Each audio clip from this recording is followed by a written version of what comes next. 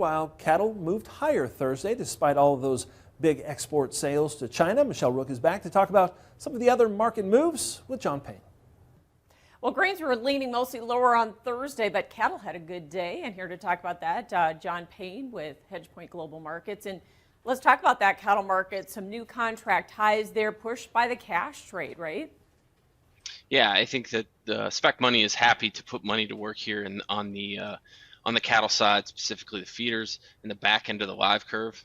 The front month here, I think it's taken a lot of folks by surprise. I thought the estimates that we would see 170 weren't really there. So I think maybe some short covering here as the April goes into delivery, but the back of the curve is where my mind is focused right now, really a year out in the April 24 that traded 175 today. That's the highest we've seen a contract trade ever on the live board.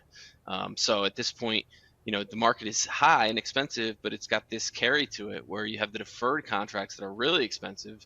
In the case of the live, April, February of next year. In the case of the feeders, the contracts that trade out in the back into Q3, Q4, it doesn't work well for the packers here. So you look over at beef prices trading 280, which is a good price for them, but they're not making a lot of money here. And I think there's going to be a rock meat hard place kind of a trade here where somebody's going to get screwed. Either somebody's going to have to buy short foot, or you're going to see a pretty good run up here in the beef.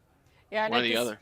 And at the same time, we saw grains kind of drift. How much of that was just kind of running into some resistance here and seeing some profit taking since we're going into the end of the quarter?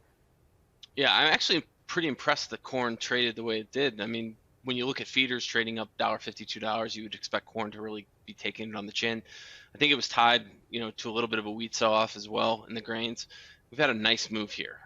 Just over the last 2 weeks, I think we've seen KC wheat rally $1. So this is not the time to get bullish, in my opinion, from here. I think the story that we've talked about for the last 6 weeks, 3 weeks really, would be, Chinese exports, Argentina. I think the potential rally needs to come from Brazil. And right now, I don't see anything major. I think there's some problem areas to focus on. But to get that corn market to go back above 7, we need to see somebody making some money with it. And you look down in the hog pits, they're not making a lot of money right now. And so it's questionable as how high they're going to chase this market in the near term. And a lot will depend on the reports today, and we'll talk about that, of course, after those come out. Thanks so much for joining us, John. John Payne joining us with Hedge Global Markets, and we'll have more AgDay coming out. To find John's newsletter, This Week in Grain and Oilseeds, head over to www.thisweekingrain.com.